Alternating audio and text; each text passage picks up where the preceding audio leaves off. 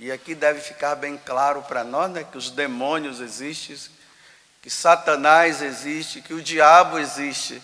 Já se ouve por aí conversas que o diabo não existe, mas ele existe, viu?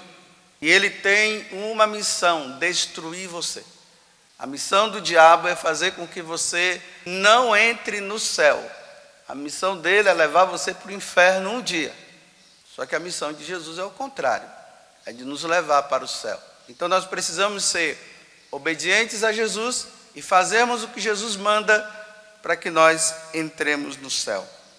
E aqueles fariseus, né, vendo Jesus expulsando o demônio daquele homem, eles disseram que Jesus estava fazendo aquilo pela ação de Beelzebú, príncipe dos demônios. E Jesus disse: não, eu fiz isso pelo dedo de Deus, ou seja, pela ação do Espírito Santo.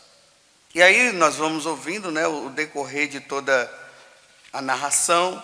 E aqui no final, Jesus vai falar uma coisa muito importante para nós.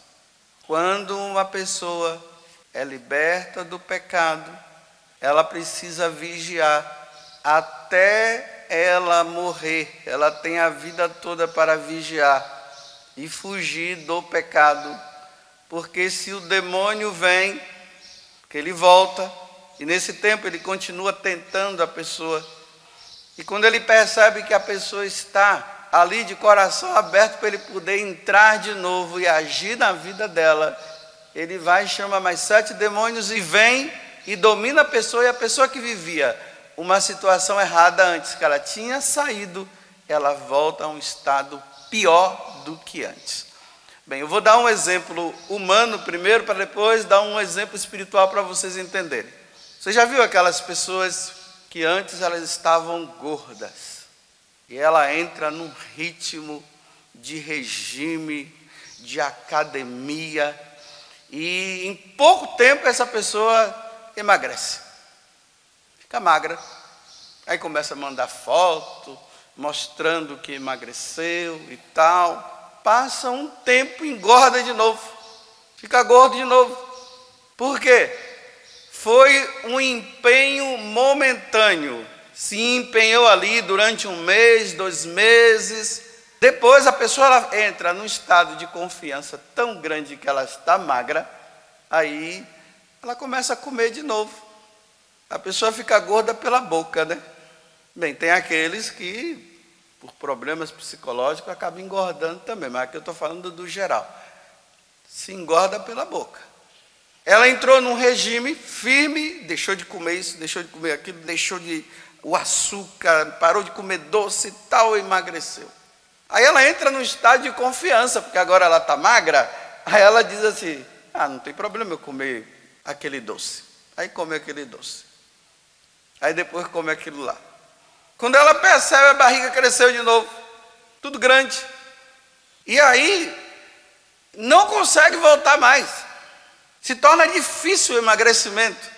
O que é que ela deveria fazer? Ela deveria se empenhar novamente naquele mesmo regime, mas ela não consegue mais. Ela diz: ah, não tem jeito.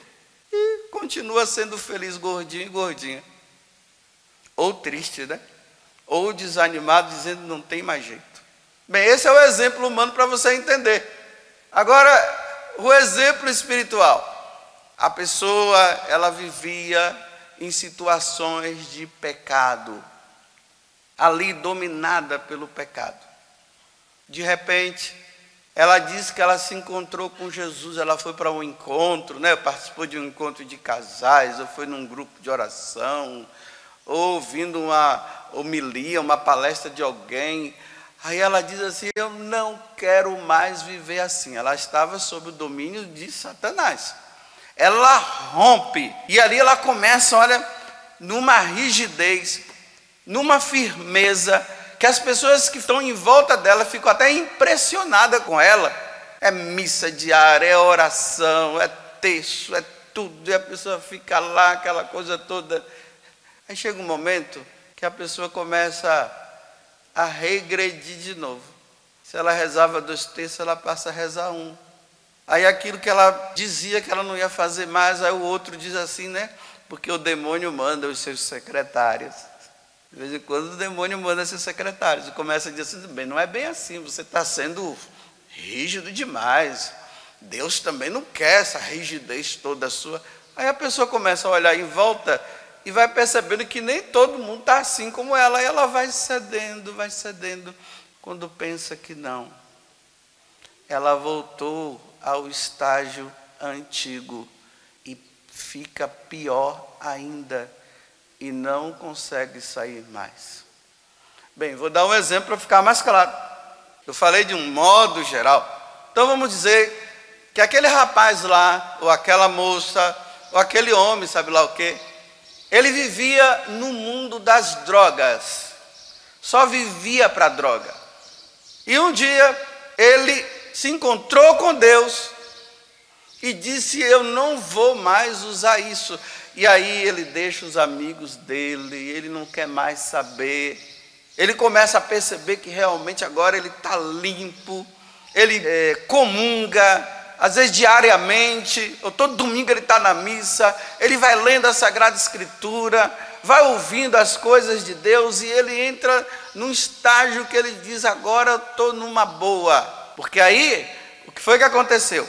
Ele foi liberto, Satanás foi embora.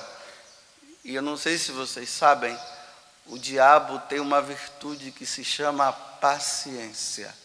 O diabo sai e diz assim, mas eu te pego lá na frente, vou deixar você um tempo aí ainda, como se você tivesse realmente numa confiança grande que você não vai cair mais, e vai ali, vai deixando.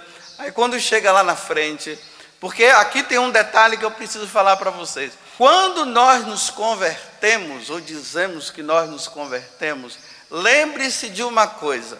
Nós temos ainda uma caminhada muito grande, nós vamos percorrer. Essa caminhada é a nossa vida. Tem pessoas que podem morrer logo e tem outras que podem morrer depois. Você e eu, nós temos uma vida aí que pode ser prolongada.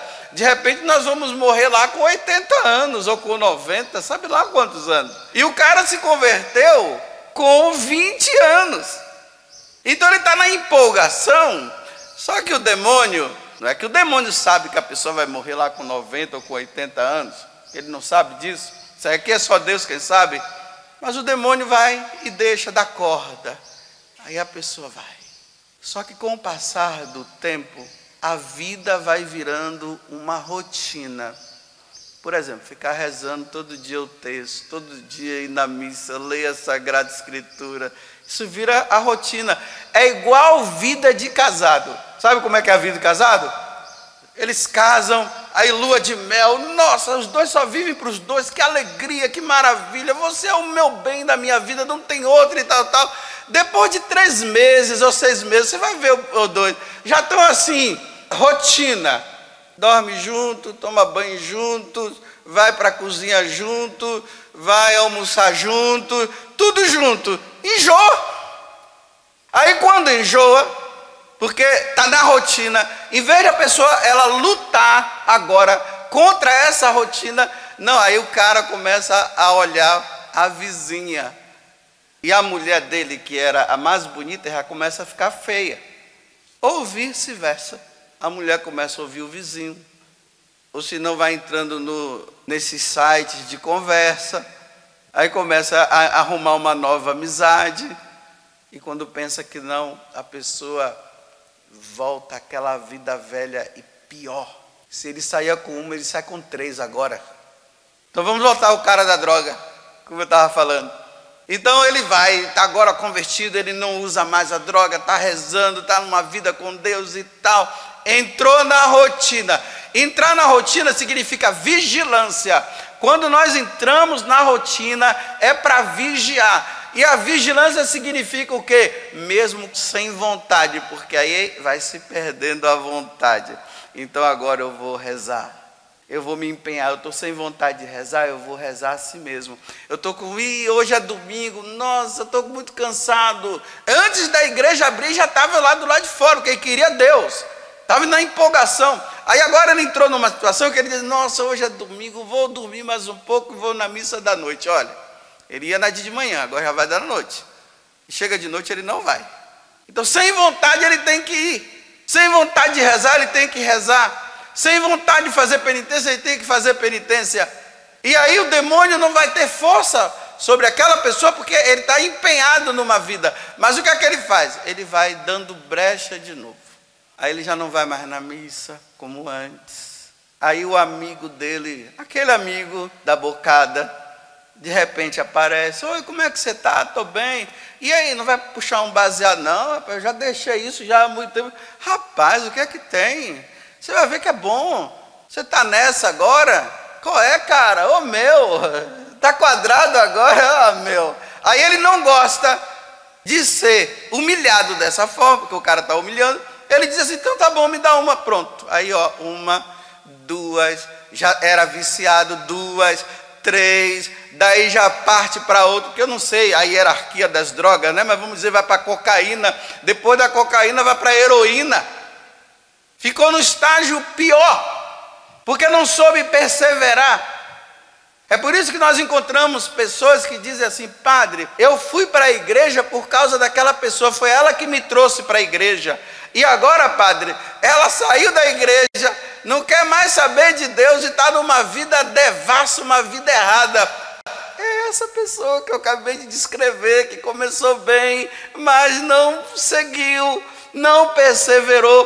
Perseverar na vida com Deus não é fácil, não é de um dia para o outro, não é uma caminhada.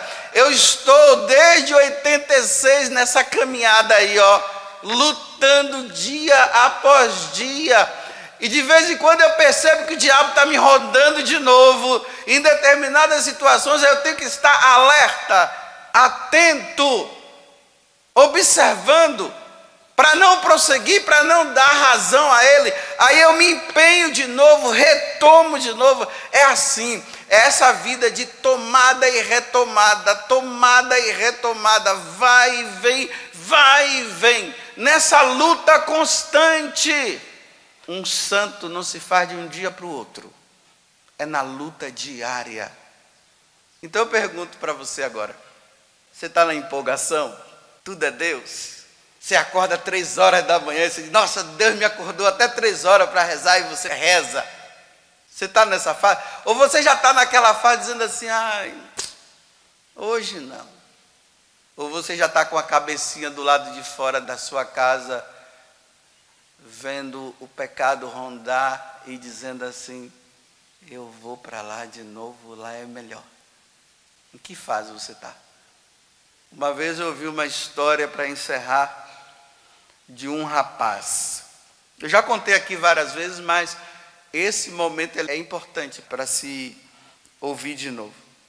Tinha um rapaz que era assim de grupo de oração, um rapaz muito santo, muito bom. E quando ele falava, né, nos momentos lá, o pessoal ficava comovido, as pessoas diziam, nossa, ele fala em nome de Deus mesmo. Quando ele fala, eu fico assim empolgado, e muita gente mudando. Mas ele foi uma pessoa que levou uma vida sempre santa, uma vida em Deus.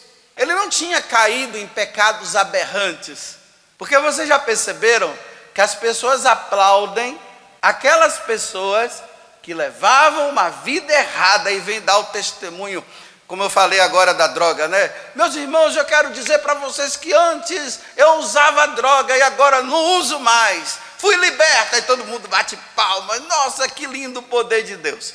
Só que aquela pessoa que nunca usou droga ou nunca levou uma vida errada, as pessoas não chamam essas para dar testemunho. Olha, no mundo que nós estamos, imagine. Uma vez eu atendi uma mulher de 70 anos que ela disse assim, padre, eu sou virgem, de 70 anos. Imagine uma mulher dessa dando um testemunho, meus irmãos, eu quero dizer para vocês que eu tenho 70 anos, eu nunca deitei com homem nenhum, eu não entreguei minha vida para ninguém, eu sempre procurei ser uma mulher de Deus. Teve até homens que queriam namorar comigo, eu tentei, mas eles queriam coisas erradas, eu não quis e por isso eu terminei. Hoje eu estou com 70 anos e não perdi a minha virgindade, eu sou virgem pela graça de Deus. Olha, isso aqui é um verdadeiro testemunho. É um grande testemunho. No mundo que nós estamos, uma mulher de 70 anos dizer que nunca caiu no pecado, nesses pecados aí. Aí o que acontece? Esse testemunho não é valorizado. Valorizado é o testemunho que a pessoa vivia numa vida errada e agora ele mudou de vida. Não, o testemunho verdadeiro é aquela pessoa que passou por esse mundo e não se contaminou com esse mundo. A Virgem Maria passou por esse mundo e não se contaminou nesse mundo. Esse é o verdadeiro testemunho. Esse outro de dizer, olha, meus irmãos, eu era uma prostituta e agora não sou mais, isso é vergonhoso, dá vergonha. Eu jamais iria dar esse testemunho. Meus irmãos, eu quero contar para vocês que eu levava uma vida de prostituto e não sei o quê, eu era garoto de programa, agora não sou mais. Isso é vergonha.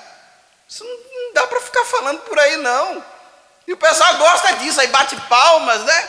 Aí depois o pessoal fica olhando e diz assim, garoto de programa, agora está dando uma de santo. Então voltemos ao rapaz. Aí esse rapaz, porque ele nunca tinha vivido uma vida errada, aí ele diz assim, não, eu preciso dar um bom testemunho, ele falou.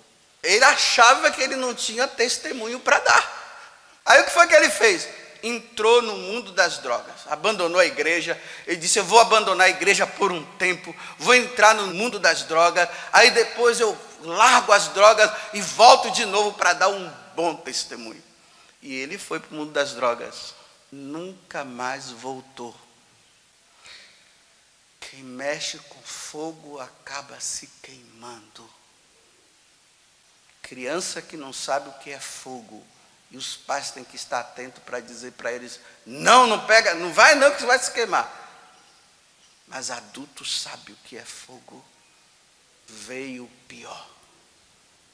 Se perdeu, morreu na droga, e testemunho dele acabou, porque agora ele deu um mau testemunho, porque o tanto de pessoas que ele levou para Deus, agora ele tirou com a vidinha dele errada.